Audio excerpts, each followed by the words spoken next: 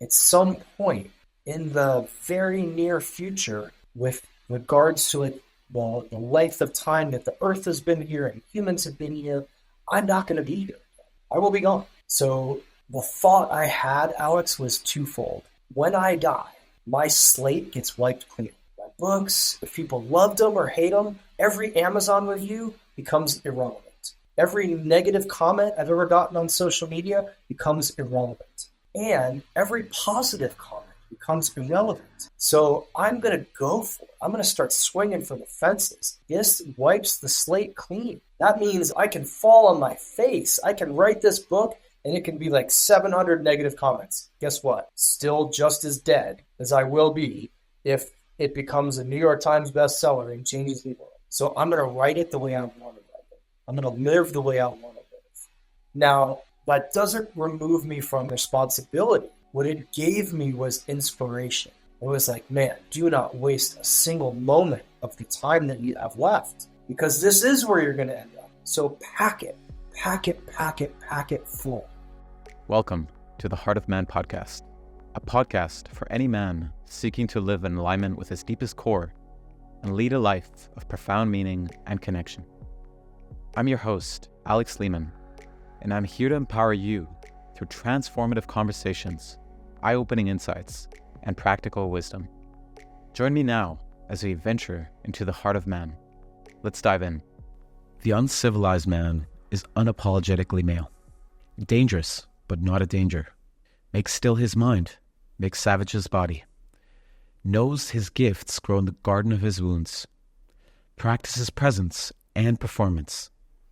Honors the men before him, the women who bore him, and the children who will inherit his earth. Has equal and easy access to his head, heart, and balls. Lives by the rule. There are no rules, but there is responsibility. Loves fiercely, openly, and without reservation. Knows strength without love is tyranny. Knows love without strength is victimhood. Now, these are the words you'll find on the About Me page of the website Man Uncivilized, created by the founder Traver Boehm. Traver is a man who knows men deeply, and much of the wisdom and insights he imparts to other men actually come from his own lived experiences, particularly the breakdown moment that flipped his life upside down and catapulted him on his own path of transformation. In a mere period of 24 hours, his wife and his business partner at the time both decided to go their separate ways, resulting in the loss of his marriage, business partnership, and business. Dumbstruck by what had happened, Traver knew the only way he could overcome this loss was by consciously moving through it.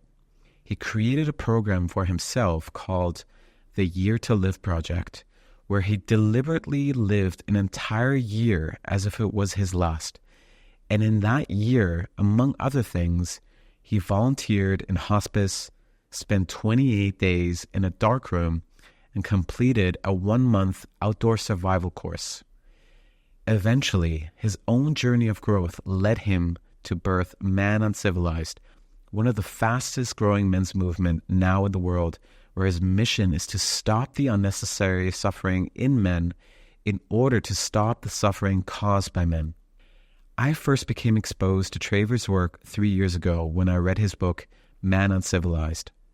At the time, I was on a deep journey of self-discovery, exploring what it even means to be a man, but also how I could integrate the various aspects of myself that I had locked away, such as my assertiveness, anger, grief, shame, and desires, among many other things. Traver's work has been absolutely pivotal for me in many ways in my own journey, and it was an honor to come full circle and invite Traver to Heart of Man. As I see it, this conversation lived deeply up to the anticipation that I had for it. We delved deeply into Traver's personal journey and extracted some of the deepest lessons, as well as what helped him move past rock bottom. From there, we transitioned into our conversation around men and masculinity, diving into various areas such as moving through pain as men, relationships, and sexuality. This has been an absolutely profound and powerful deep dive, and I can't wait for all of you to dive in. All right. Welcome back, everybody, to yet another episode at the Heart of Man. My name is Alex Lehman. I'm your host, and I have the great honor to be sitting with someone who knows men deeply. That's what I'd say. He's a men's coach, and he's the founder of the Men's Uncivilized movement, currently one of the fastest growing movements in the world. And he's also the author of 2 books, Today I Rise and Man Uncivilized. Alongside that, he's also a 2-time TEDx speaker, and he's also the host of the Uncivilized podcast. Traver Boehm, I welcome you to the Heart of Man. Thank you so much for having me, man. I love speaking about men. I love speaking to men. So it's a joy to be here with you. Likewise, man. And just mentioned before we started rolling, how much you have deeply influenced me. So I'm really excited for us to dive in. One of the places that I really wanted to get into just before we, get into the meat of men and masculinity, I would like to give our listeners an opportunity to get to know you just a little bit. And one of the places I would like to start is you have an ethos, ultimately, the uncivilized ethos. And one of the core tenets is your deepest gifts grow in the garden of your wounds. And the place I would like to start is I'm so passionate about breakdown moments because I definitely had one of my own that definitely deeply transformed me. And I'm aware as well that you had one of those yourself. And I'm curious to hear if you can just break down that experience for us so our listeners can get to know you. But as well, I'm curious to hear what are some of those deepest gifts that you learned along the journey? Whew. I mean, the gifts are still coming. The gifts were immense, man. I'll wrap up a very long story in a short time by saying there was a day in 2015 when I was supposed to meet the wife I was separated from for like the one last, let's go to therapy. Like, we've been separated for 6 months. Like, I think we got a shot at this. Like, let's go sit down with a professional. We've got like 3 hours blocked off and figure out, is this something you can do? Is this something you cannot do? I wanted it. I wanted to be in that marriage. I didn't want it to end. It wasn't my decision to end it. And the caveat that that your listeners may not, is one of the big factors that led into it was we had a miscarriage along the first pregnancy together. So here I am thinking I'm going to be a father, knowing I'm a husband, and then very quickly, both of those disappear. My ex-wife leaves in a very short notice, and I go into survival mode as anyone would, for about 6 months, waiting for this appointment. Now, to fill in that story, the day after she left, my business partner at the time said, hey, come on over. I want to talk to you too. It was one of my best friends from college. We built this amazing gym together, wellness center together. It was an extraordinary idea that we created. He and I, over breakfast, sitting there, he's like, well, what are you going to do? This kind of opens up some doors. I was like, no, it's no big deal. Like, I'm willing to get back together, or my life ain't going on. And he says, you know what? I got to be honest with you. I don't really want to work with you anymore either. I think you and I should also separate and go our separate ways. And it wasn't out of malice. It was like, I love you. And for 5 years, while we built this brick and mortar facility, you've talked about writing books and giving speeches and teaching different stuff that we don't teach. Like, I don't really care that we have a meditation class at a gym. I'm not sure that fits. You want to be on stages. You want to be doing all this stuff. Why don't you just go do it? And I was like, your timing's terrible. I understand the message, right? And so, Alex, for 6 months, he and I went back and forth of like, I'll stay in the business, but give you a bigger percentage. I'll do this. I can, all of these different constellations that would kind of keep me there. And so now so my life is chaos at this point.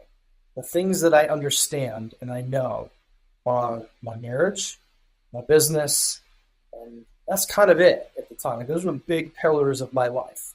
I was the owner of the business. I was the face of the business. I was the heart of the business. So I lived in a small town in California where people would recognize me as her husband or the owner of that business. Like, those were the two hats that I would take on and off. And so I'm getting ready to go to this therapy appointment, and I have been anxious as hell for weeks leading up to it. I even hired a therapist to teach me what are the things that will be helpful in this session. It's a separate therapist so that we can get back together. That's how invested I am in this idea. About 2 hours before the appointment, I get an email from my ex saying, I'm not coming. Can't do this. I'm out. It's over. Let it go. Go with God. Blah, blah, blah. And all of the weight that I had, all the anxiety, all the rehearsing of the conversation, everything comes crashing down. I remember reading it on my phone. I was at the gym working out with my workout partner at the time. He just comes up and is like, what the fuck just happened to you? That you look like, what happened? What just happened? And I handed him the phone. He's like, man, if you can drive, go home. I was like, I can drive and live 5 minutes from here. I go home. I'm just sitting there on the couch, numb. White. I just got chills. Just numb, Alex, right? This is real now. All of the, we can do it. I know I can do it. It's done. I feel it in my gut. This marriage is over. And I'm sitting there. I'm just staring at the ceiling. And I get a phone call. I look at my phone. It's my business partner. He's like, hey, man, I'm getting ready to go out of town. You and I need to have a conversation. And I was like, today is not the day. Trust me. I don't care what this is. Save it. You'll be back in 2 weeks. Call me when you get back. He's like, no. I don't want to go to on vacation with this. You can probably see where this is going, right? So I was like, okay, here's the deal. Come on over. Well, I'm not very verbal. So let's keep it short. I got some stuff to do. He comes over, sits down, and just looks me right in the eye, and it's like, I got to tell you, I just don't see this working anyway. And there was a calm that actually came over me. It was I remember thinking in that moment, I just got divorced twice in 45 minutes. There's something else happening right now. And so I shook his hand. He left. About 3 or 4 days later, I just approached him and was like, they're actually starting 2 weeks when he came back. I was like, here's the deal. I'm out. I'm not trying to figure out a constellation. I'm not trying to figure out percentages. It's all yours. Take it. Buy it from me. Something else is happening. I'm going a different direction. So you want to talk about low points. That is a beautiful moment. If now, in hindsight, having the understanding that I have, that my soul, my psyche, and God, or the universe, or whatever you want to call it, was saying, my brother, you are not supposed to be in fitness, and you're not supposed to be married to this woman, because that's keeping you stuck where you are. What you don't know is there's an entire other life that you need to be in that will make so much more sense, that will feel so much more natural, that will be your personality and your heart and your essence and everything about you personified. So you want to talk about what are the gifts? The gifts are the life that I have now. You read part of my bio. There's 10 times more than that. That wasn't there and wasn't available until the next morning after that all happened, and I woke up with my face on rock fucking bottom. Going, okay, this is what do I do now? Literally, what do I do today? There is no big picture yet. There is no new idea. There is no grand, you're going to be a dancer. None of that shit. It was just, I think I need to shower.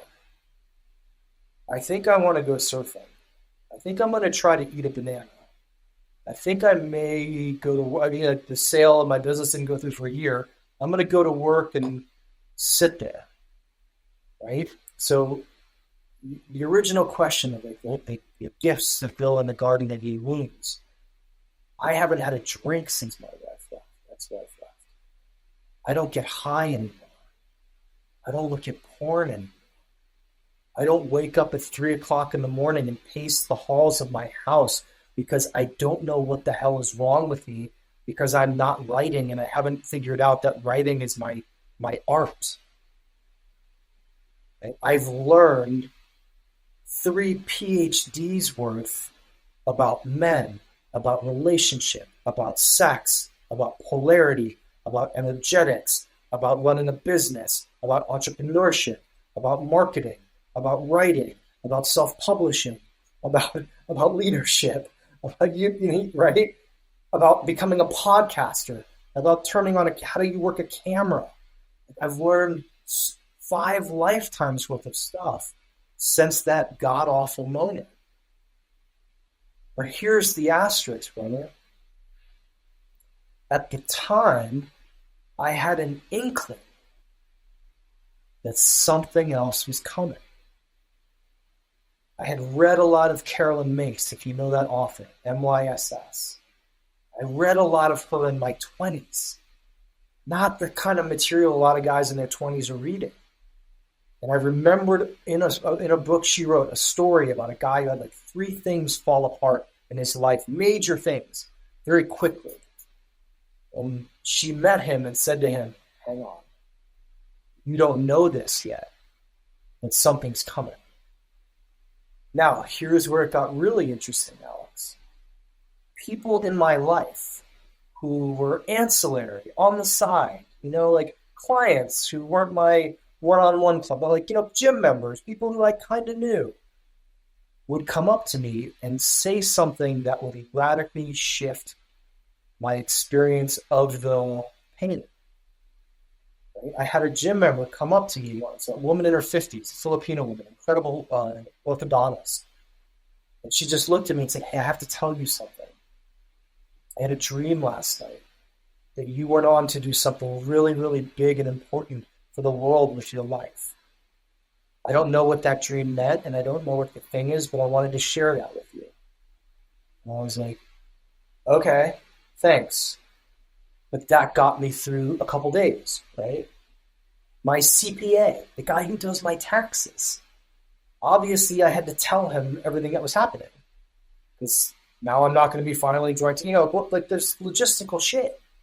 And I still have the email he sent me back saying, hey, I know we don't know each other that well, but I am privy to a lot of things that happen in people's lives. And I've seen this 1,000 times before. And if you do it right, on the other side is an entire different way of living. Now, I'll end this little section with one more story. Before this whole thing fell apart, we used to interview people to allow them to be a part of the gym. It was like we were that busy and that community-based. And this woman comes in, I do the interview, I run her through a workout, she leaves, and then calls and says, hey, I really want to join the gym, but I want to know when your classes are so I can train with you. And I was like, well, I'm going to be honest with you. I'm not going to be here for very much longer. Here's what I got going on. I'll just be straight up, perfectly honest. And she emailed me back again the next day and said, there were so many ways in my first marriage that I didn't know I needed to express myself that I get to now. I hope that's the case for you. Now, have a look at my arm. Ooh, it's got chills up the wazoo. Alex, I had known this woman for 20 minutes. Right? 20 minutes. So, what are the gifts? I hope guys listening to this don't just be like, wow, that's an interesting story. I'm telling you who's listening to this, if you're going through hard times, if you're going through an initiation, if you're going through a rock bottom, there is another side. You just have to get there. And the way you show up there, if you show up with integrity, if you show up with your head high, you show up having made some changes in your life on your own behalf, I think there are these doorways, Alex, that like aren't available until you go through that shit. And you won't even see them. And it may be that you go through a doorway, and then what do you know, at the end of that hall, there's another doorway. And that's the one you're after. Right? But none of that would have been possible if, when my ex left and the business partnership fell apart, I was like, cool, you know what I'm going to do? I'm going to drink for 6 months, pretend this never happened, start banging all kinds of women, get back in another relationship, stay exactly where I am in life. No, I quit drinking. I started writing publicly. I started writing a book. I did a year-long travel.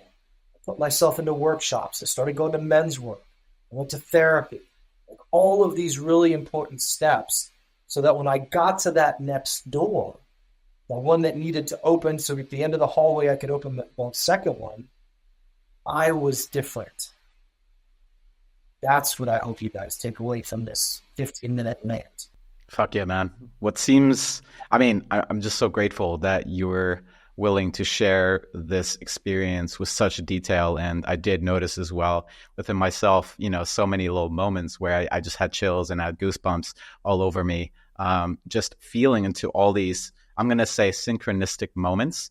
And what seems really evident is that it appears to me that you had this understanding something bigger is going on outside of the, I'm going to say, details of my circumstances, the details of all these little events that are happening, whether it's my wife divorcing me, whether it's my business falling apart, whether it's all these people coming to me and giving me all these signs that I'm here to do something different. It seems like you had this understanding. And I wonder as well if that kind of gave you a little bit the courage to lean in. I'm aware that this whole experience ultimately was the, launching pad, I'm going to say, for you to really go into a 1-year experience called the Year to Live project. And I want to hear more about what gave you the courage to stop drinking, to stop smoking weed, to stop watching porn, to really fucking lean into the work that you were being asked to do. And not, like, I wonder as well, like, if that came as well with bumps on the road, because I can definitely, name it as well. You use the word initiation. I definitely felt that as well in my own experience. There was definitely trials and challenges along the way. And so I want to hear a little bit more about that and what gave you the courage to fully go into this experience. Some of it, man, was, like, I'll be honest, like, my life just sucked so bad at the time that I had nothing else to lose. Right? I don't want to gloss over that, but I knew it was gonna suck. Right? Let me share one more quick story. I think that will help. That framed it. I had the whisper on my shoulder. Right? That was like, wait a minute, something's going on here. This could be big. This could be a lot of the changes that I've wanted to make. So there was like a readiness there. I didn't want to be drinking 4 or 5 nights a week. And I'll share with your audience, I'm not an alcoholic. I wasn't an alcoholic. I smoked a lot more pot than I did drink. I'd probably gotten drunk twice in the last 10 years before quitting. But I had a couple beers, 4 or 5 nights a week. And towards the end of my marriage, when I think internally I felt something was off, all of that got worse. So all of a sudden this situation happens, and I'm thinking, man, what an opportunity. Like, do I really want to be a drinker? Is this what I really want to do with my life? And I should preface this for your audience that I was about to turn 39. So I kind of felt like, okay, I'm going into my 40th year soon. Is this stuff I want to bring with me? Like, do I want to be a 40-year-old dude who's jerking off to the internet like multiple hours a week? Is that what I want my life to be? Do I want to be a 40-year-old dude doing bong rips in my office? Like, grow the fuck up. Like, I had some feelings that these were things I didn't want, but they were things that were necessary to live the kind of life of suppression that I was living. So Early on, Alex will get one more phone call, right? Tell a girl at my gym what's happening. She goes, oh my God, you need to talk to my brother. Brother's a guy named Johnny King. I'm still friends with him today. He's actually part of the Uncivilized Nation. Get on the phone with Johnny King. And I'm like, hey man, your sister said to call you. My wife just left me. And he goes, here's something for you. This is going to be the hardest year of your life. This is going to be the worst year of your life. Or it's going to be the best year of your life. Either way, it's going to be the hardest year of your life. You get to decide which one it turns out to be, though. That was a game changer. Here's what's real. This is going to suck. Period. Period. You're not getting away from the pain. You don't get to escape all that. There's no get out of jail free card. Now, at the end of all of this pain, do you want to have something to show for it? Or do you want to have just suffered for a year? That frame, that mindset, coupled with my own aggressive mindset of being a fighter, of being type A, of wanting these changes, also coupled with what I said at the beginning of like, I was in hell. I didn't want to drink. You know why I quit drinking at the time? So I didn't put a fucking gun in my mouth. Like, that was a big, actual logistical reason. I couldn't see killing myself sober. But man, 8, 10 beers, 12 beers, too many, lonely night, it's there. Man, that's too tempting. So it was a bit of survival strategy just in the moment. But I don't want it to just sound like, a spiritual thing that got dropped in and, oh my God, I could make all these changes. I remember looking in the mirror and being like, we're not going to fucking kill ourselves. Deal? Okay, how do we not do that? We don't drink. Awesome. Cool. Booze is gone. Also, is this really how I want to live? There's one more piece to this, Alex. Like, I had been uncomfortable in my body, in my life for a long time because I wanted to write. I wanted to speak. I wanted to lead workshops. I wanted to travel. I wanted the wild, crazy, adventurous life that I have now. And it felt like those things that I listed were also the roadblocks. So I actually felt this may be fabricated. I don't know. But I remember thinking, I don't get to live the life that I want to live and bring that shit with me. And so then it was an easy decision. Do you want to quit drinking? Not really, but I really want to be teaching workshops in Costa Rica and traveling all over the world and running a 7-figure business and writing books. Okay, well then it's really not that big a decision, is it? I started orienting myself towards the life that I wanted, and the things that got in the way of it naturally fell apart, they fell away. As did the relationships, as did the habits, as did the mindset. And then what came in? The magic, the people, the opportunities. Right? I'm not going to tell you it wasn't a crap load of work, but there were so many other synchronicities along the way that I don't think were going to be available if Thursday night I was on my 7th beer watching the Giants lose in a bar in New York City. I just don't think it would have worked. Did that answer your original question? I feel like I've gotten off track.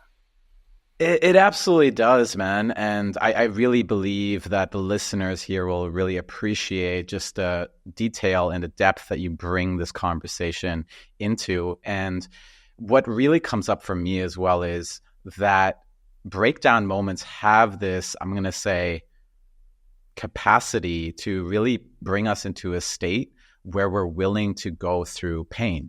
And I can definitely as well speak to that in my own experience. Like 3 years ago, I ultimately came out of a relationship where it really felt like there was this moment where I came to realize all this grief that I was experiencing in that moment.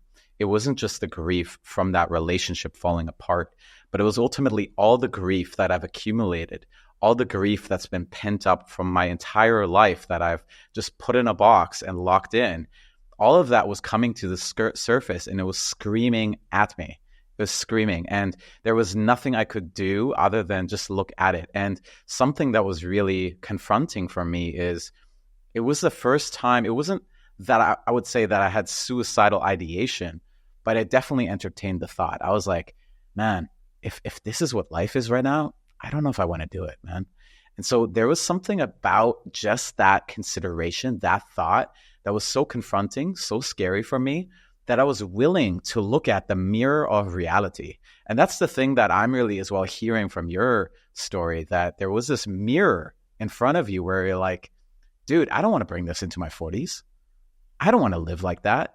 Like, this is not the type of life that I really want to have. And it gave you, what I'm hearing is it gave you as well a permission field to, I'm going to say, own your desires, right? Because one of the things I often observe is that desires get clouded when fear is present, right? However, when all of that is like already there, there's nothing to ultimately like, put in a box anymore because it's already out on the surface, right?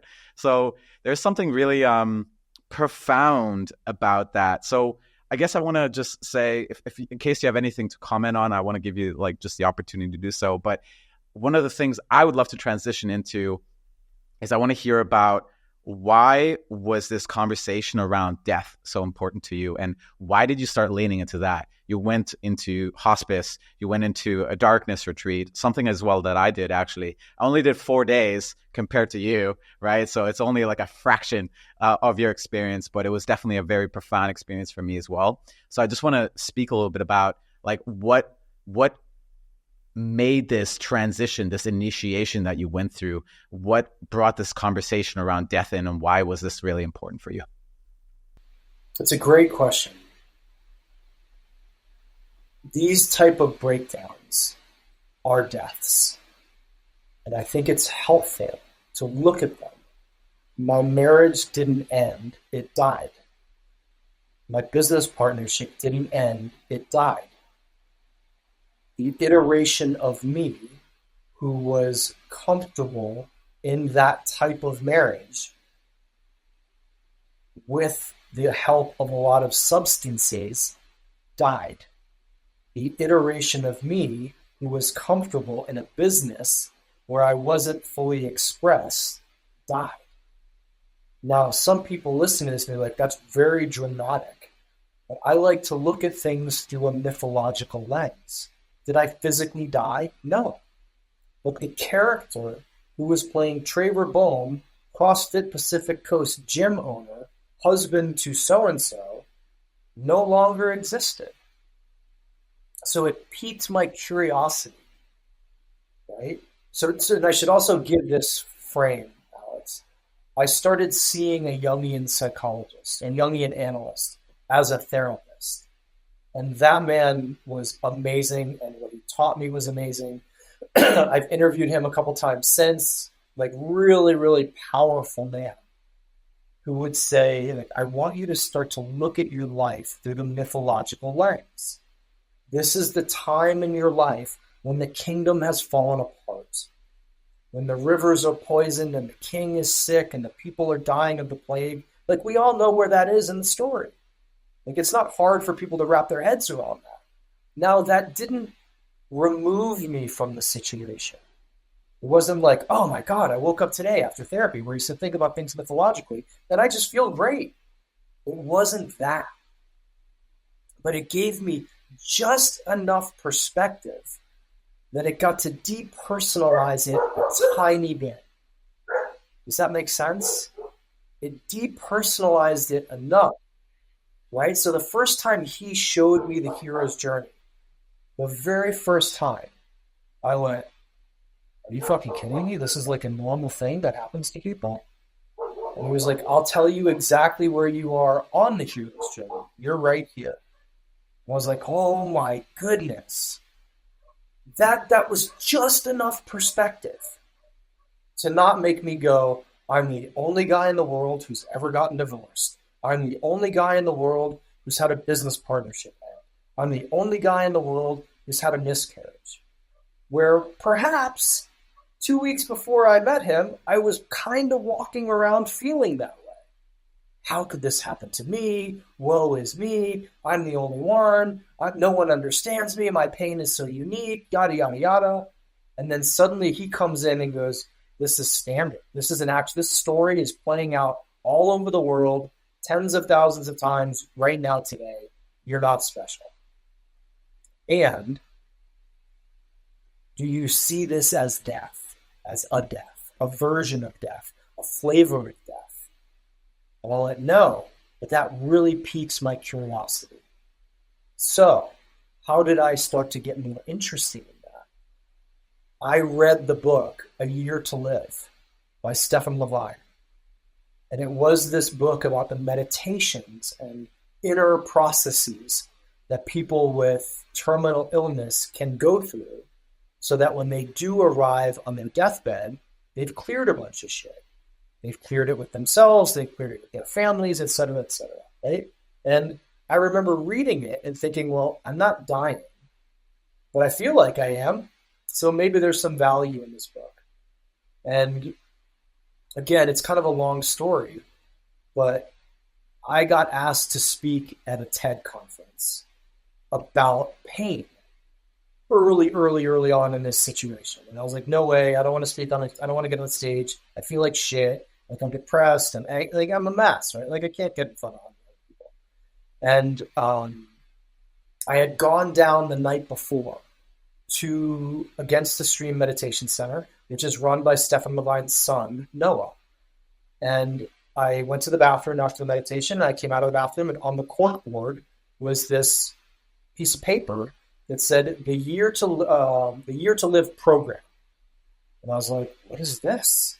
And I looked it up and I called them and they're like, yeah, it's this 12-month program where you're going to go through the meditations with a group and there'll be some teaching and you'll basically prepare yourself for death. And I was like, cool. I just want to be really upfront though. Like, I'm not dying. Is that okay? Like, I don't want to be the Marla Singer from Fight Club. That's it. Like, like the leukemia recovery group and I don't have leukemia. She's like, no, it's fine. You can still come. But here's the deal. You have to be at every one of the meetings, and they're all in Los Angeles. And I was like, no, thank you. I don't think that's going to work. Now, the woman from TED calls me back that afternoon and goes, hey, I can get you on the TED LA stage in 6-8 weeks, but here's what they're looking for. They're looking for empirical data of an experiment. So they don't want you just to come up and talk about philosophy. Like there's a girl that's going to come and she's going to bring all of the trash that she uses for a month and she's going to show it on stage. Like this is how much trash a human uses. So this woman was like, go get 20 people together who are suffering, run them through your quote pain protocol, document it so it's empirical data, and then come to TED LA and present the data. And I was like, not a chance. I can't be responsible for 20 humans. I don't want to do any of this, and that sounds terrible. And I hung the phone up, Alex, and I got another one of those moments. It was like a woof. Holy shit, I know what I'm going to do. Called her back and said, here's the deal. Call TED LA and tell them I will do the talk, but I'll do it 12 months from now. What I'm going to do is live an entire year of my life and document it as if it were my last year alive. She just went, holy shit, that's fascinating. And I hung the phone up and I went, okay, this is what I'm going to do. This kind of answers some big questions that I had circling around in my own head. Like, what are you going to do now? What are you going to do? Right? You're going to go start another gym? You're going to go get married again? You're going to start dating? No, I needed some more initiation. Like I felt there was something bigger. So you asked about hospice. You asked about the dark room. You asked about some big stuff. I didn't have any of that planned. I literally made the decision, I'm going to live this entire year full on, not fucking around. Like I'm going for it, all in, right? Not just like, oh, I'd read this book. Like, no, I'm going for it. And I was a CrossFit coach at the time, so I went to the hardware store. I bought a whiteboard, I nailed it into the wall of my shitty little new apartment. I meditated in front of it and went, okay, what are we going to do? Very first thing that came through, volunteer in hospice. Well, shit. Never done that before. I have no training. I don't even really know what it entails. I wrote it down. Where am I going to do that? New Mexico.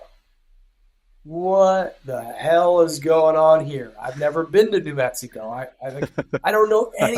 Why on earth would I go to New Mexico? Wrote it down. Right? Wrote down a whole bunch of other stuff. And the year formulated. The dark room idea came a couple of weeks later from somebody else. But it just seemed like the theme, right? The theme I was playing with was Stephen Levine's book prepared you for death, whenever that time came. And when I read the book, I remember thinking this would be really valuable actions to take well before you're dead. Like if you got to make up with your parents, or I had to sit down and have lunch with an ex-girlfriend, like why do I wait till I'm 84 years old and have cancer to do that? Why don't I do that now? This felt like a natural halfway point, right? Like I'm turning 40. The average male lifespan's 78, 80. So I'm kind of at the halfway point. Why don't I do that?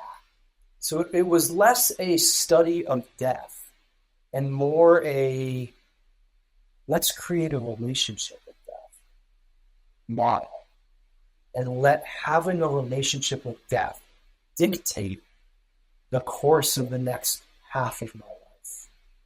Because I can go on if you want. I think a big challenge in the West and a big challenge for men is we have no relationship with death. That fucks us up. So I'll stop there because that's a lot of mouthfuls. But that's really how the year came about and how it was designed. And I thought I was going to do a month of all of these activities. So I thought I was going to volunteer in hospice for a month. But I did almost the entire year. So that became a very big theme of that. Hey, it's Alex here. I wanted to take this short interruption to share with all of you this important notice, which is it's now been an entire year since Heart of Man was launched. Now, first of all, I want to acknowledge and thank you all for getting on this wild ride with me. I deeply love sharing these conversations with all of you and honor you for taking your own valuable time to listen in.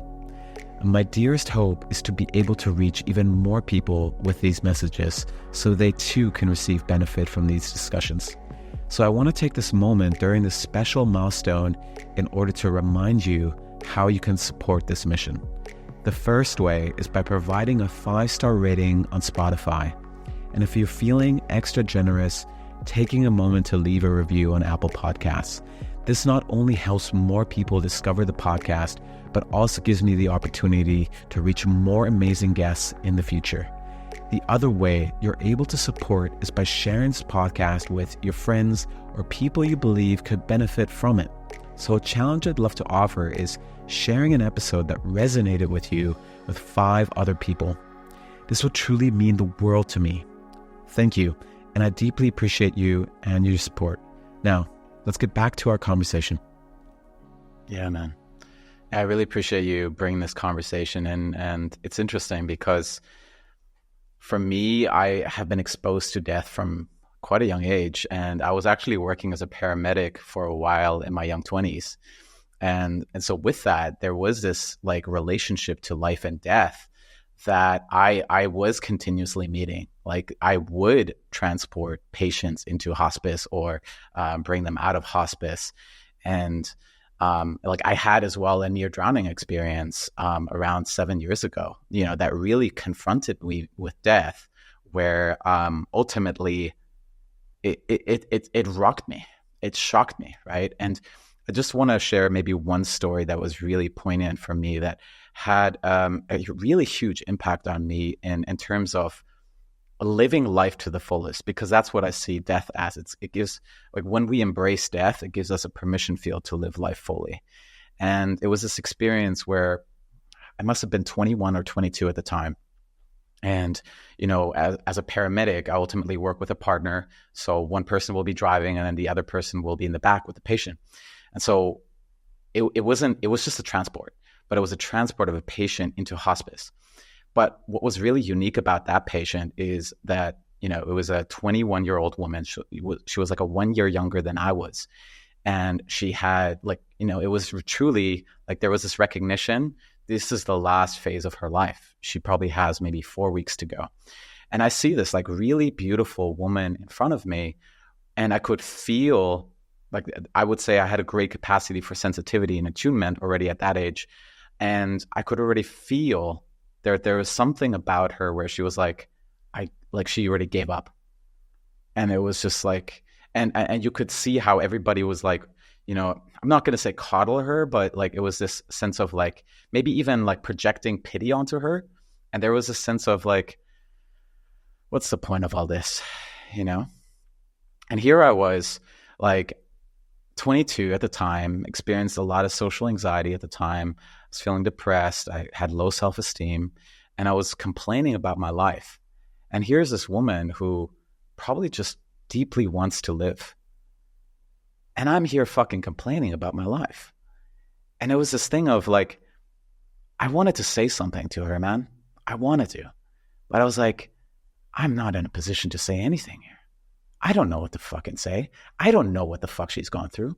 So like, it's not my place to say something, but I wanted to, and I wish I did, to be honest with you. I wish I could at least bring empathy or compassion to her experience and make her feel seen and understood. But I didn't have the courage to do so in that moment. But what that experience gave me was ultimately a permission field to really have an honest look at my own life, and really look at all these fears that I was having and all these ways that I'm holding myself back from truly living. And it was really, I'm going to say a year later where I made some radical changes and, started becoming a backpacker and like a digital nomad and was traveling the world. So there was a lot of changes that happened from that experience. And I was in no regard the type of guy who would do that. I was probably one of the last guys, where you'd consider that, I would do that. But it was something about such experiences and being exposed to death that really gave me, I'm going to say the permission and the courage to do so.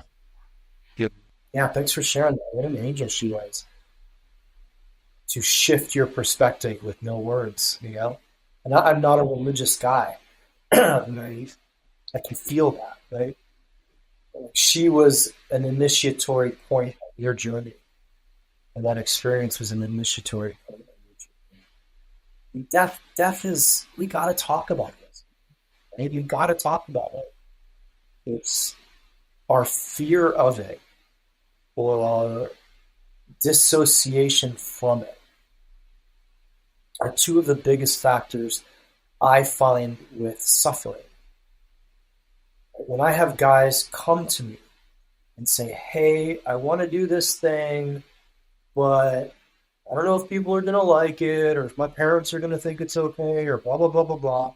In my head, I think you either don't realize you're going to die or you're afraid of it. Because if you realize at some point all of this fucking ends, you will not give a shit who thinks what about your idea.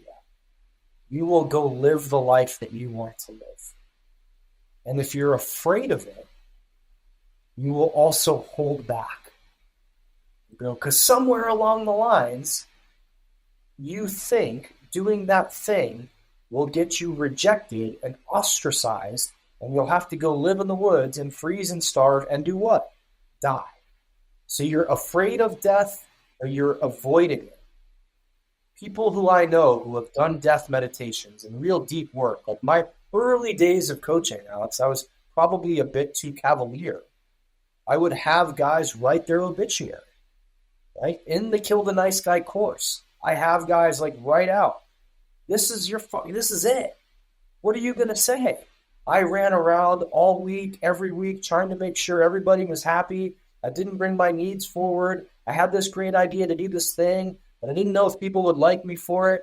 I'm like, now burn that. and write the one that you want. Write the one that, it doesn't have to be perfect. It doesn't have to be your, and then I had my 4th private jet, and I married a supermodel, and I was on Oprah. It doesn't have to be that. It has to be, man, I got no regrets. I have as few regrets as possible.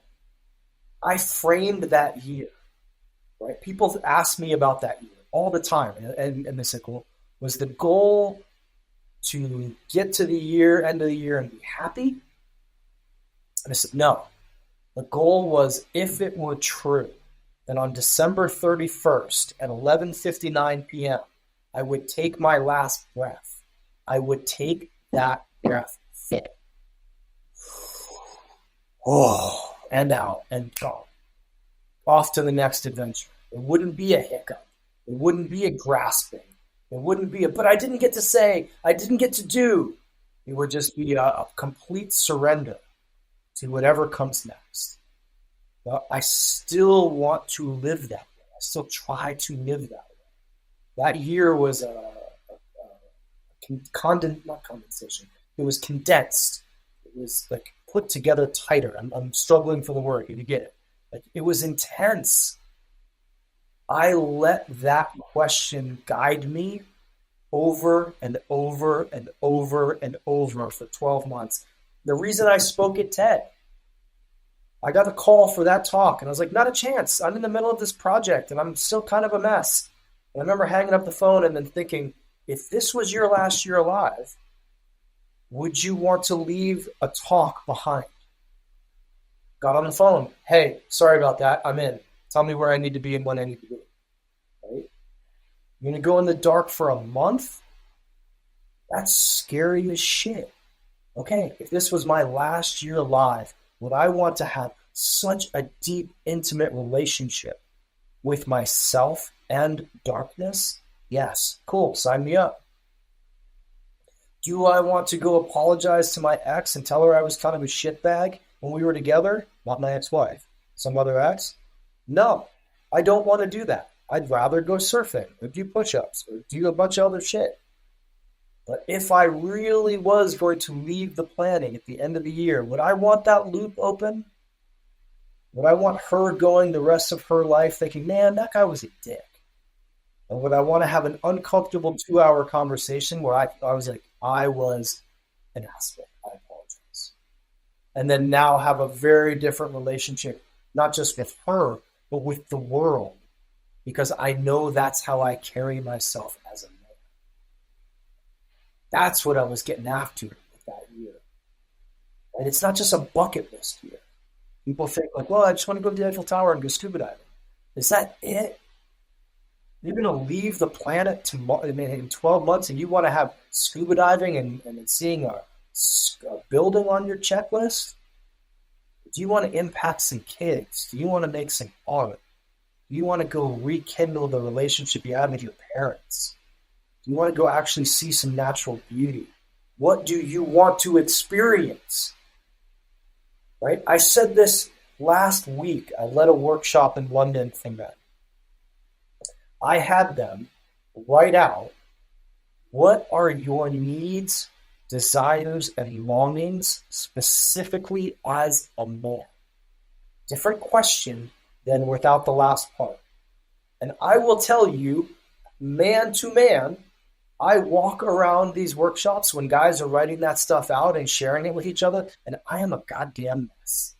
I am like wiping tears out of my eyes and trying to get my bottom lip to stop shaking because it impacts me so deeply to know that these guys are now going to live the life that they want to live. That's real. That is how you asked me at the beginning, maybe before we came on, like, what's the mission of my work? The mission of my work is to end the unnecessary suffering in men so that we end the suffering caused by men. Now, the unnecessary suffering in men isn't just childhood trauma.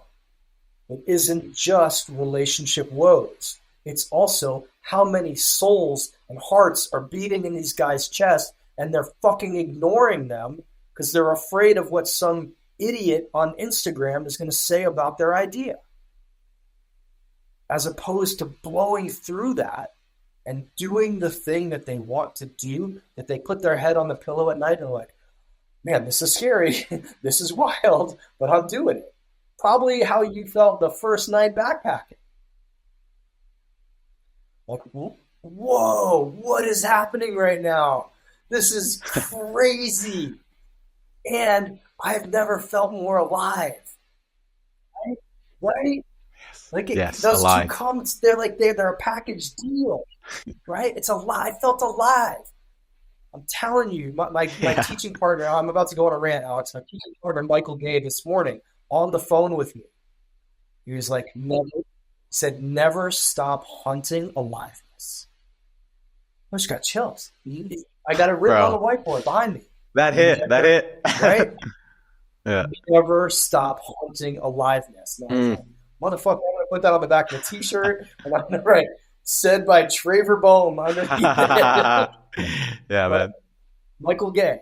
So that's why, like, I don't want this to turn into a rah, pump it up, you can do it podcast. But when you've looked at death, when you've looked at the confrontation of me doing the thing I want to do and dealing with the ramifications of that, when you've actually sat in that space and cooked and marinated and suffered, and then come through that space, man, the world looks completely different to you forever. And you stop suffering. Or you suffer less. Once you stop suffering. You suffer differently. You suffer because the hostel that you're staying in is too loud and there's bed bugs in the bed, but your heart is like, yeah, but this is freedom. Right? There's so much that I can pull from just in everything that you said. So I have to really be discerning around where I want to go.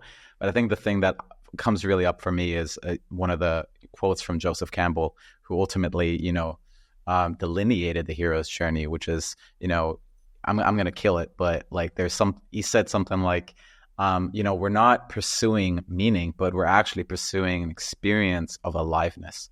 And that is something that definitely always very much hit for me. And that's one of the things that, was my compass for many years and still is ultimately, where do I feel most alive? And that's really as well what I'm seeing as well with you. I would love to transition and go a little bit more deeply into the conversation around masculinity and men.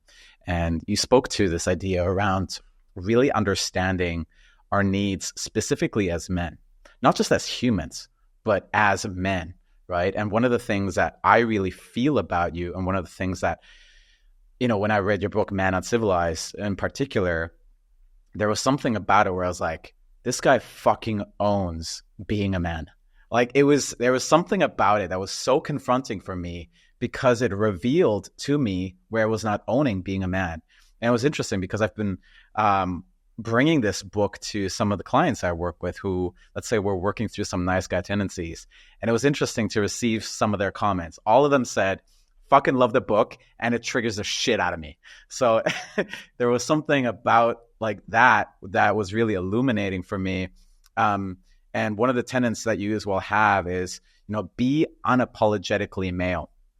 And I want to hear a little bit more about that. Why is it so important for us to really embrace who we are as men, and why was that important to you?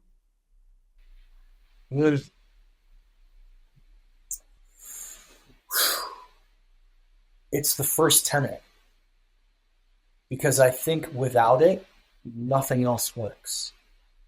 So I wrote the book, Alex, in the middle of Me Too. And I'm grateful for Me Too. I'm not one of those guys who was like, Me Too was dumb. Those women should have kept quiet. Nope. I am so glad that what came into the collective was just how much terrible behavior was happening in secret, or even not in secret, with men. I was living in New York City at the time, in Brooklyn. And so every day I would wake up and there'd be another article, another newspaper article, another news story. Like the men are broken, men are bad, toxic masculinity this, men are awful, men are such and such. And I remember thinking, like, I'm a good man. I'm not doing any of this shit. I'm a good man. And I'm going to be even more audacious. in the middle of that shitstorm, I'm going to say I'm proud to be a man. I am proud of what men have built. We have done some terrible stuff. And I'm not going to overlook that terrible stuff. I still hold men to a brutally high standard and will celebrate every single part of who they are. And so why was it important? Because what I saw and what I felt was a collective collapse of masculinity. Of people being like, I'm sorry, I'm a man. Or standing up to speak and be like, hey, I'm going to speak, but I know I'm a man. So what I'm about to say isn't really valuable. And I want to be like, put your fucking chest up. Pick your chin up. Be who you are in this world. I didn't ask to be born in this body, but I'm going to ask to be responsible for it. I'm going to be asked to be responsible for its potential to do good and its potential to do harm. Right? If you've looked at the uncivilized symbol, it's the arrow for masculinity. It's half of the symbol for poison. It's half of the symbol for the antidote to poison. If you'll notice, what the biggest part of the symbol is the arrow. Be unapologetically male. In other words, don't you dare apologize for being a man. You can apologize for having shitty behavior. You can apologize for having unskilled behavior. You can apologize for ways that you've acted out of integrity or you've been downright awful. But if I thought apologizing for being a man would help shift the tide, I would be for it. But I actually think it hurts us. It makes us more of a danger. It makes us more volatile. It makes us more all kinds of negative ways. And I've gotten even further into it now, where I said to your needs as a man. I led a workshop about a month ago here in Colorado and said, guys, if you want to, we had guys, a number of guys out to this workshop who had substance issues. Guys were drinking too much, smoking too much dope, and I'm going to lose my marriage over this. I'm going to get fired at work over this. And I was like, I'm not a substance counselor. I've got two therapists right here by my side, so they can correct me if I'm wrong here. But I think the root, at the very bottom of your challenge, is that you don't know that you're a man. You look in the mirror and you see shoulders and you see a dick, and so your brain's like, yeah, I'm the guy. But you don't navigate the world and orient yourself in the world as a man. And so I challenged these guys at the workshop. I said, for the next week, I want you to be ridiculous. Anytime someone asks you a question, hey, what do you want for dinner? I want you to answer, as a man, I would like a grilled cheese sandwich and such and such and such and such. Right? I love that. What do you want to wear today? As a man, I'm going to throw jeans and a white t-shirt on, right? Because it's so underemphasized, I wanted it overemphasized so that it's considered. Right? I can dive deep into this. I can dive through a genius psychologist's developmental model of how we come into the world, what our first 2 years are like. I don't want to dive too deep into it, but I'll say at the root of it, underneath everything, Alex, I have to consider myself a man. Before I consider myself human, before I consider myself a partner, when I work with guys, I say, before you're a father, before you're a husband, before you're a CPO, you are a man.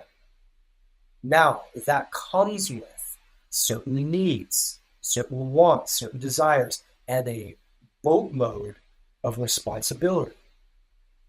You don't get to pick and choose and just get one.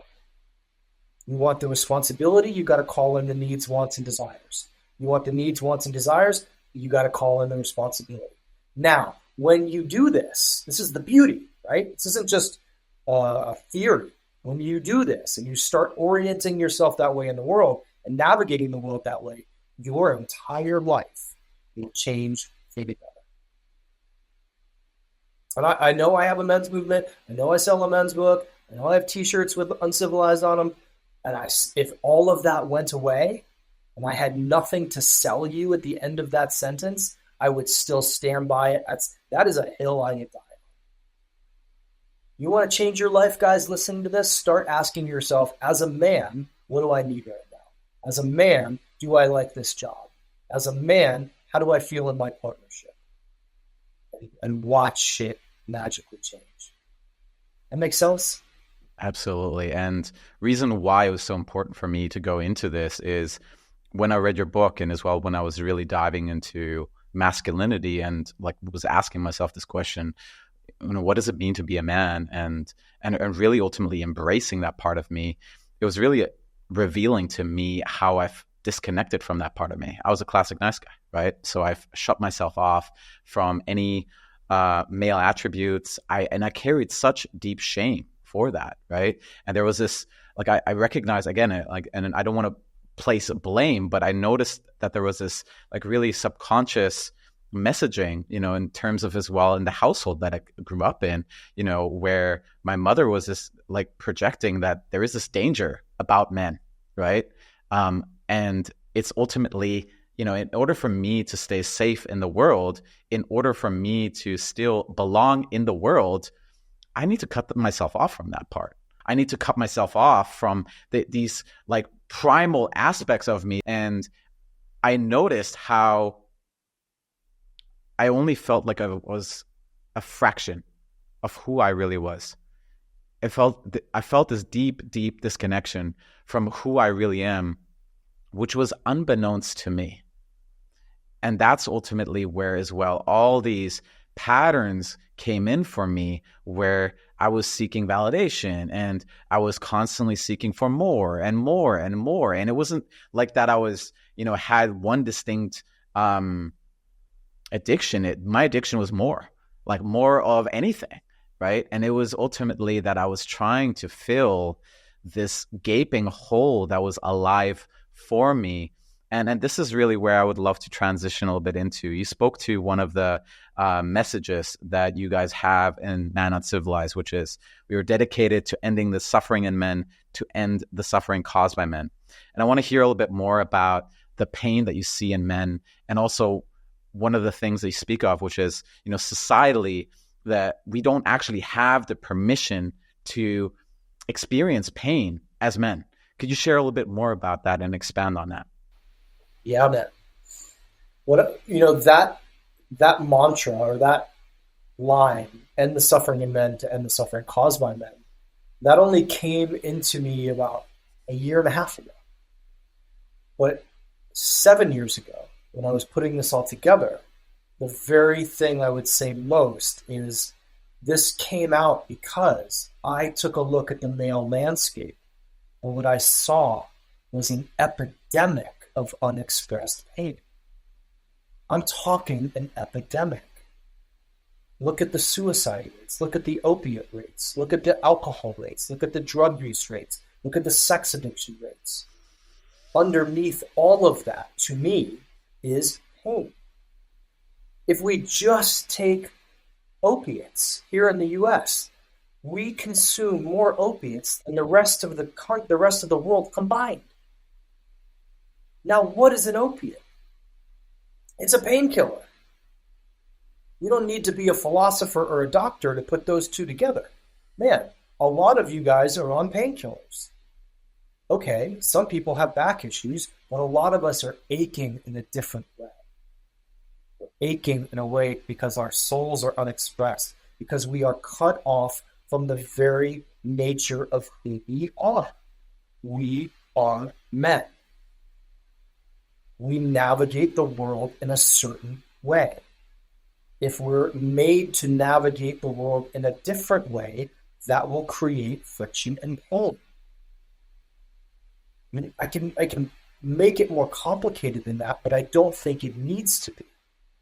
And so, Alex, here's where I found it really shifts. People have said, what attributes or what characteristics or something do you know? What is the root that if a man taps into, he will start to alleviate that pain? And I broke it down 3 ways. If he's raw, if he's real, and then here's the tough one. If if he's relational. Mm. Raw, real, relational. So I'll break the first two down super quick. Too. Raw. Is this guy willing to lean into his edges? You don't lean into your edges, you need a drink. You need a joint. You need something. Right? Because your edge is really where you meet pain. Pain's coming in. Oh, I got to run away. That requires something else. Real. Is this guy honest? And is his life in alignment with what he wants? Right? If you said to me, man, you know what my deepest desire is? I want to backpack the world. I want to be a digital nomad. I want to live this life of freedom. And I'm like, cool. What are you doing tomorrow? Like, I'm signing up for a cubicle job. And they'll be like, bro, you're going to need a 12-pack, a pound of weed, and Pornhub to get through most of your days, which a lot of guys do, right? A lot of guys do. Now, the big one, relational. How many of you listening just sort of like, I need a girlfriend, I need a boyfriend? How do you navigate the world in a way that creates an opening that allows for connection, and in my teacher's, Dewey Freeman's words, contact? Connection makes more sense to guys. Are you connected to your body? Do you have a relationship with your body? Are you connected to nature? It wasn't that long ago that we were all barefoot running around in the woods. And we could listen to the trees. We could listen to the birds. We could listen to the rivers. We looked at the ocean and we got information. We looked to the sky and we had a relationship with God or the divine or whatever it was. But we looked to nature for that. And we had a relationship with other men. We had brotherhood. We had teams. We had hunting parties. We sat around a fire. We were on to, we believed in and were not afraid of relationships with men. Now, the biggie, right? Romantic relationships. Are we present in our relationships? Are they the relationships that we actually want? Are our needs, wants, desires, and longings, is there space for them in our relationships? Have we voiced them? Do we have a relationship with our needs, wants, and desires? Are we strong enough, courageous enough, upright enough, potent enough to voice those to our partners? Are we in alignment enough? Are we real, if I go back to that one, enough to end relationships where those needs, wants, and desires are respected? Or are we just one of those guys who's like, the old ball and chain, it's like, I'm never leaving because misery is what my dad taught me and my uncles taught me. No. Relational. We are relational beings, man. And I'm super grateful that you and I get to have this conversation over Zoom, but I would much rather we were sitting in the same room so at the end of it we could shake hands, hug, go get a meal together, go do a workout, go paddle out in the ocean, laugh, slap each other on the back, and then end the interview. And as we get further and further removed from that idea, men will suffer more. We will need more alcohol, we will need more porn, we will need more dope, we will need more sex, exercise, whatever. We will be more addicted, we will be more broken down, and we will be more suicidal. Because our gift isn't the seeking of relationship, and a lot of times our gift isn't actually being in a relationship, but the need and the nutrition that we get from relationship is vital. So if you want to be a man who's successful, who's powerful, who is upright, and who is not suffering to some degree, you got to be raw. You got to own your sensitivity. You got to lean into your edges. You have to have the courage to do the work. You got to be real. You got to ask yourself, is what I'm doing on a daily basis working towards my mission and my purpose? And is my mission and my purpose aligned with my heart and my soul? And then who are these humans who are coming along for the ride with me? And where do I cut connection? When I get angry, do I cut connection? When I get sad, do I cut connection? When I get triggered, do I cut connection? How do I, as a man, walk through the world open for connection, creating connection, and having a beautiful life with other people. That's the ingredients, man.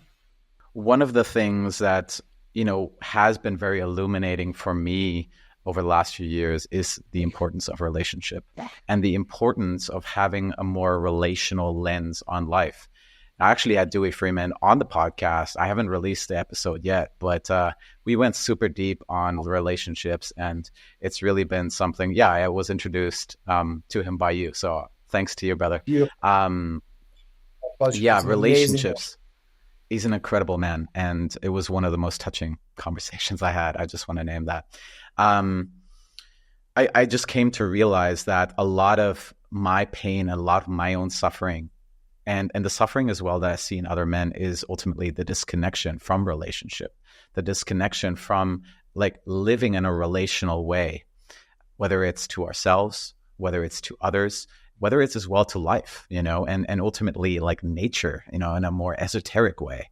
And I've come to recognize just the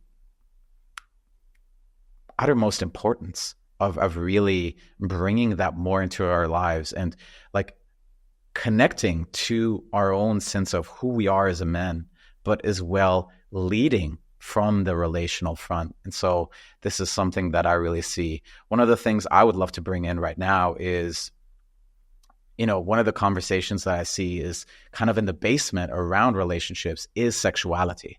And I see that this is as well where some of the most potent work can as well be done. And this is as well where some of the biggest damage can be done in terms of relationships and the safety around intimacy. And I just want to say up front that, over the last few years, I went super deep into energetics, polarity, tantra. So I really had to unearth as well where my own sexual dysfunction was. And I must say, it was probably one of the most powerful, most transformative periods of my life to really dedicate myself towards, I'm going to say, leading from deeper integrity from that place.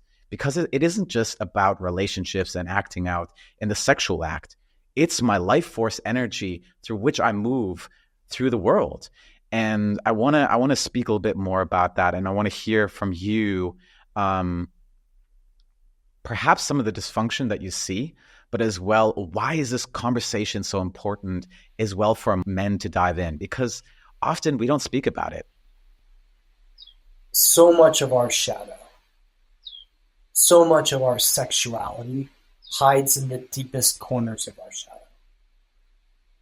Right? I think that just needs to be made. I think one of the most important things you just said is that the story for so many women is that an incident that was 90 seconds of a man's life that he may not even remember shaped the rest of her life in a negative way. And so the responsibility first and foremost, if we want to, let others be safe for I walk among them, is a mantra of the uncivilized nation. If you want to be a protector, if you want to be someone that's initiating the new earth and the new form of masculinity, you have to do your own shadow work around your sexuality, because the damage it can cause is so profound. And the damage it will cause is so profound because it is the most powerful force on earth. Now, what has to actually exist in that same sentence is the flip side. The power of your sexuality as a man. This is not a conversation that I had growing up, man. I don't know about you. Like, I played college sports, and on Monday morning, we didn't get in the water polo locker room and be like, how powerful and potent and life-giving and healing were your sexual experiences this weekend. Didn't happen, right? Oh, man, Didn't happen at all. And yet that is the potential. And so I say, before we even get into talking about healing and being a force for that word, for healing sexually with women, I will echo what you said. The biggest transformation of my life, the most powerful transformation of my life, was working through my own sexual shame. Through the shame, through the guilt, through the kink, through the quote, non-vanilla desires, for what that meant about me. Why do I want to navigate the world this way? Why does that particular thing get my dick hard and not this particular thing? And navigating the freedom of it. And going, oh, there's a whole big bundle of spectrum around sexuality. And what I was taught was a sliver of it. And everything outside of that sliver was, quote, bad. And if it was bad, it was shameful. If it was shameful, if I liked it or thought about it, that meant there was something wrong with me. Now, look at the Western world and look at our relationship to sex. It is absolutely fucking abhorrent. I mean, I can go on TikTok right now and there's this group here in Colorado that's like one town over. And all they do is bust dudes trying to meet like 12-year-old girls and 12-year-old boys. So and then that's like, I don't live in, Manhattan. I live in the suburbs outside of Denver where all of this stuff is, and I guarantee any city, you talk to any single woman, any woman, guys listen to this. If you have an honest conversation with 10 women, ask them how many of them have been at worst, at best, mishandled sexually. At worst, had the biggest violation of their lives. And I guarantee you 10 out of 10 hands would go up. And they were at the hands of men. Now, I don't want to just shit on us. You ask 100 men, how many of you have been violated in some capacity sexually by another man? And you're going to get 30 of those hands that go up, 40 of those hands that go up. Ask how many have been violated at the hands of women, 20 of those hands would go up, 30. So it's in the culture. I literally can look out at the world in the West and go, do you know what the root of most of this is? 99% of people are terrified to sit down with their spouse and say, I want to suck on your toes, and not collapse in the middle of that conversation. Not be like, because I'm a terrible person and I'm a sinner and I know I'm bad and I shouldn't have these desires. Or their partner will be like, you're a terrible person, you shouldn't have these desires, what's wrong with you, blah, blah, blah.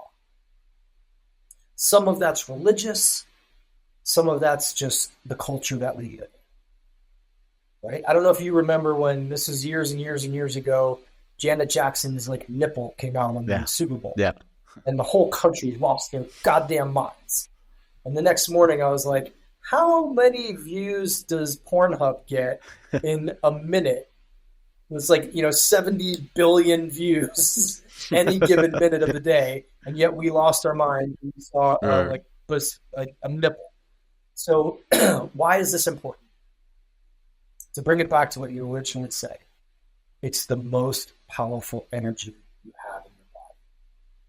So if you don't have a conscious, intentional, and clean relationship with it, it will run your life. And if guys listening to this disagree with me, go check your internet history and then ask yourself, could I go a year without porn? I've asked thousands and thousands of guys that question, Alex, and I will get the most violent responses. Fuck you, why would I want to do that? Like the poll, there'd be that some more.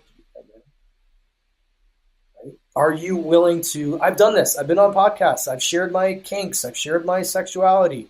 And it was at the very first time I mentioned Noah Levine at the start of this conversation, Stephen Levine's son. I interviewed him. And it was the very first time that I said, as a dominant, I actually like to do a lot of the same things you do. And I remember like getting off the call and like my hand was shaking. And I was like, should I have said that? Now my mom's going to know. Like people are going to know. My clients are going to know.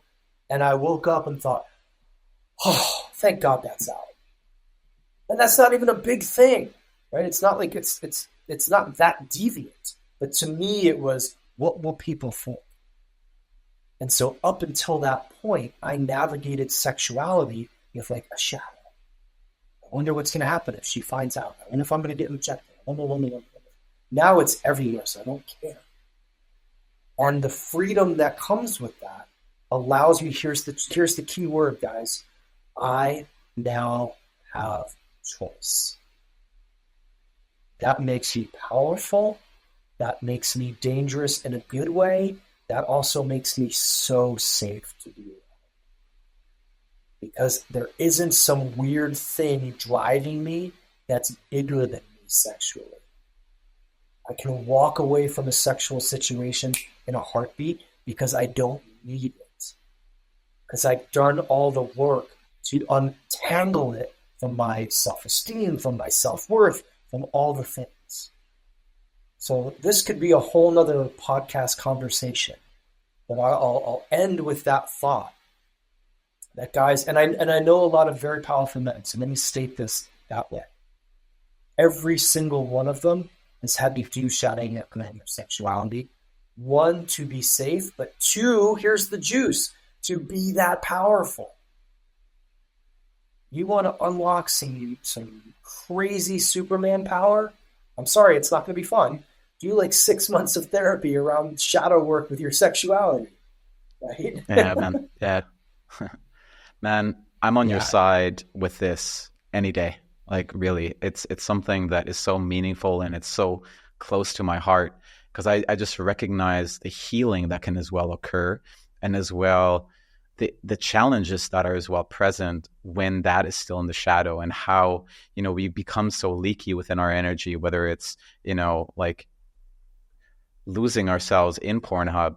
I definitely done that myself, but as well being incredibly leaky and unsafe in the way I was expressing myself in the world, right? And you have this kind of like as well saying that nice guys or the mask of being a nice guy, we're ultimately wolves in sheep's clothing, because we're so disconnected from that part of us. We haven't worked through that energy ourselves. And so what that leads to is that we're ultimately incredibly unsafe because we don't really know how to wield it yet. And I think the last thing I just want to name and add is, beyond the hurt and the wounding we cause with others, I just want to name as well when we're disconnected from that energy and where we're disconnected from wielding that energy, I've as well come to recognize the wounding and the hurt that we as well cause and create in ourselves. And one of the things you may not know about me is that like I'm as well a somatic practitioner. So I work a lot with the body.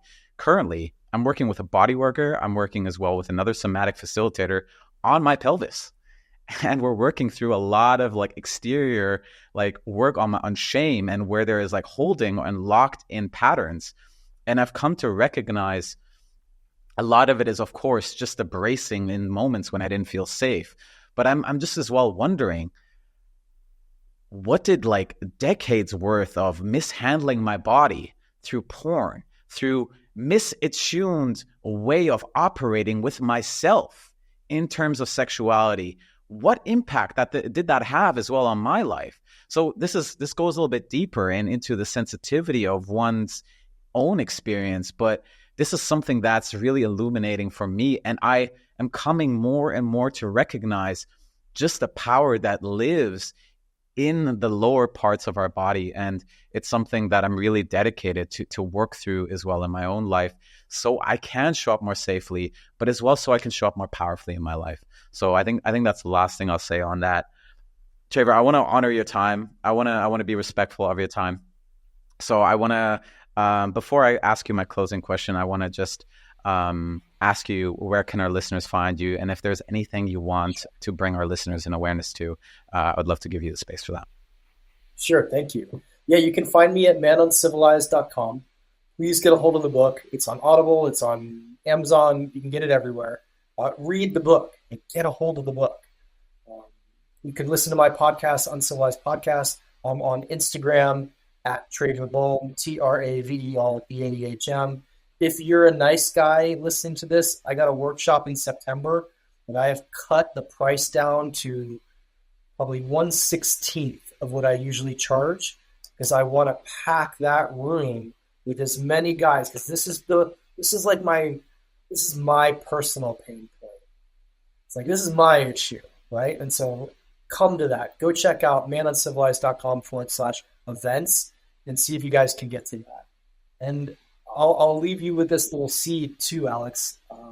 I've just submitted the first draft of a book on the darkness, and on my month in there. And I'm planning to go back in May and do 49 days next year. So I'll have more to add on that. But I love talking to podcast listeners. So you guys hit me up on Instagram. If you found something valuable with this, DM me. I respond to all my DMs. And it's me. It's not AI or there's some weird iteration in me. I love this. I love these conversations. And I love to chat with Deeds. So please reach out if any of this grab you. Yeah, man. This has been absolutely incredible. And I just want to say this has really been a full circle moment as well for me. You know, coming to recognize 3 years ago, man, I was in this place where I was like, what the fuck does it even mean to be a man, right? So I would look towards all these like influencers, all these guys who like, you know, ultimately working with men, right? And I want to just share with you a moment that I had. It was around, I'm going to say 2.5 years ago. I was listening to your book on Audible, Man Uncivilized. So I read both of your books, and I just want to say to the listeners, I highly, highly recommend you to read both of them. But in particular, Man Uncivilized, really, it's such a incredible book that is really about unapologetically owning who we are as men. And it's as I see it, it's a celebration. It's a celebration of being a man, but also like owning who we really are. So I had this moment 2.5 years ago. I was listening to your book on Audible. It was probably like 6 a.m. and I was on my motorbike, and, you know, I had the sun rising, and then I was like, just like rice fields were kind of just in the vast, you know, background. I had this moment like it was around the beginning of the book where you're speaking around the two paradigms, the Marlboro man and as well the sensitive new age guy. And the way you spoke about it and the way you spoke to ultimately the pain of coming from those masks and really offering a new way of being. I noticed I had tears rolling down my eyes as I was listening to those words, because it was really a permission field for me to own, fuck, like I'm in pain as a man and I want to work through this. There's a different way, and I was committed to that. And so there was something about that was really touching for me. And I just really want to thank you for all the work that you do, man, because you've definitely impacted me greatly. Thank you for sharing that. I appreciate that. Thank you. All right, brother. Closing question that I'd have for you, which is, I know there was a lot of lessons that you got from the darkness retreat, but one of the things that it seemed to have given you was a deep permission field to play like full out in life, to go all in, to do everything that you really wanted to do, and to really be unapologetically Traver. I want to hear a little bit more about what gave you the courage to do so, and what were the insights that you got from that darkness retreat that ultimately gives you the permission field to create and build what it is that you're building. It's going to circle back to something that we talked about, man. It was probably day 23, 24. I don't remember exactly. And this is going to sound weird for people who've never done one, but this is 3 weeks into no light, losing weight, not sleeping, going through hell, you know, like dealing with everything you can think of around a divorce, a miscarriage, loss in the community, alone in a pitch black room for 3 weeks. I woke up or came to whatever and wasn't sure if I was alive or dead. Now that may sound dramatic, but go spend 3 weeks alone in a pitch black room and let you know how your mental state is. I literally remember like trying to touch my face and thinking I could like reach through it. It was like, maybe I've died. Maybe, like legit, maybe I'm dead. And this is my coffin, and this is where I'll spend eternity, or whatever it is. Like, this is it. Maybe I fucking died. And I remember thinking, holy shit, the entire rest of the world is still going on. I am so insignificant. right? Like people are still living their lives just like if I was never here. And I don't want that to sound morbid. I don't want that to discourage guys, because what it gave me was this understanding. At some point in the very near future, with regards to it, well, the length of time that the earth has been here and humans have been here, I'm not going to be here. I'm not going to be here. I will be gone. Right? I was 40 years old. Like maybe I got 40 years left if I'm lucky. In Earth time, that's nothing. That's like absolutely nothing. So the thought I had, Alex, was twofold. It was like, when I die, my slate gets wiped clean. My books, if people loved them or hate them, every Amazon review becomes irrelevant. Every negative comment I've ever gotten on social media becomes irrelevant. And every positive comment becomes irrelevant. So I'm going to go for it. I'm going to start swinging for the fences. This wipes the slate clean. That means I can fuck up. I can fall on my face. I can write this book and it can be like 700 negative comments. Guess what? Still just as dead as I will be if it becomes a New York Times bestseller and changes the world. So I'm going to write it the way I want to write it. I'm going to live the way I want to live. That was a big part of that lesson. The slate gets wiped clean. And if this is more nuanced, in the irrelevancy, I can also swing for the fences because I don't really matter in the grand scheme of things. So why don't I just do what I want to do? Right? I'm not talking about hurting people. I'm not talking about just like running up a bunch of credit card debt and disappearing. But like, I'm going to go for the life that I want to live because one, time is going to run out, and two, I'm kind of irrelevant anyway. Now, that doesn't remove me from or absolve me from responsibility. What it gave me was inspiration. It was like, man, do not waste a single moment of the time that you have left. Because this is where you're going to end up, in a dark box in the ground, or hopefully get cremated, you know what I mean? Like, and people will be moving on with their lives. So pack it full. And what was also influential in that moment, I'll pull one more thing in to close this.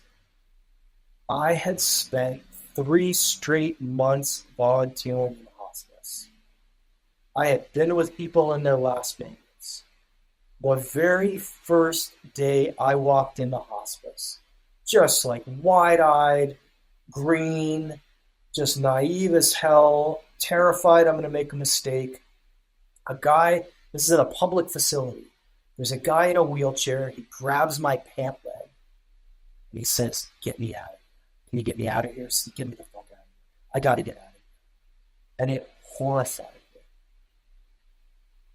And I thought, I'm going to end up here. And death isn't the problem. Death isn't the thing to fear. This is the thing to fear. Getting here, stuck in a chair, grabbing some stranger's leg, trying to convince him to break me out of this vicinity. I want to, if I'm in this facility, I want to close my eyes and go back and relive every awesome, amazing, rich, alive memory that I have. So I'm going to go for it. And I went from that into the dark where I thought I may have died myself. And if that wasn't an initiation into swing for the damn fences, I don't know what it is. Be unapologetically you. Be unapologetically male. Be unapologetically kind. Have a message. Give it to the world. Don't play small. Don't let your voice die inside of you. Like, give the world your art. Like, what else? I mean, if there's a God up there and he's like, well, he didn't get it from these two things, I would thought he ain't gonna get it, right? Like those were like that was the 1-2 punch, and they both landed on me. And yeah, are there times when I have to come back to that? Absolutely, right? And do I still watch Netflix and find myself lost on social media sometimes? Of course, it didn't get rid of my humanity, but I wrote a third book. I'm starting a kick-ass men's movement. Right? I'm building cool shit in the world. I'm living the life that I want to live, even if it's confusing to people, even if it triggers people, even if people tell me at some point I'm going to have to grow up and be responsible. Right? I'm okay with people misunderstanding me. That's God damn, is that not a big lesson that came out of the dark? Because you know how many people told me not to go in? Endless people said, please don't do this. You're going to end up psychotic. Just like people said, don't quit your business. Don't do the Year to Live project. Don't start a men's movement. That's stupid. Don't. And all I had to do was close my eyes, put my hand on my heart, put my hand on my stomach, and go, all right, we're doing it. Game on. Play Uncivilized, right? Go for it. Live bold. Live big. Just be you. If you want to have a quiet life in the woods with a dog and a cabin, and that's going to bring you joy, and that's going to make your soul feel alive and make your heart throb in your chest, fucking do it. If you want to be a New York Times bestseller and change the world and be the next Elon Musk, go do it. If it's your heart and your soul together and that is your call, then fucking do it. Don't apologize and don't waste a second at this sweet, beautiful life. Idiot. I couldn't think of a better place to close this conversation.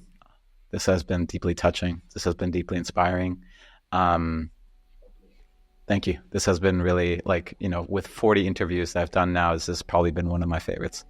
Thank you, Traver. Thank you. Yeah. All right. You're great interview.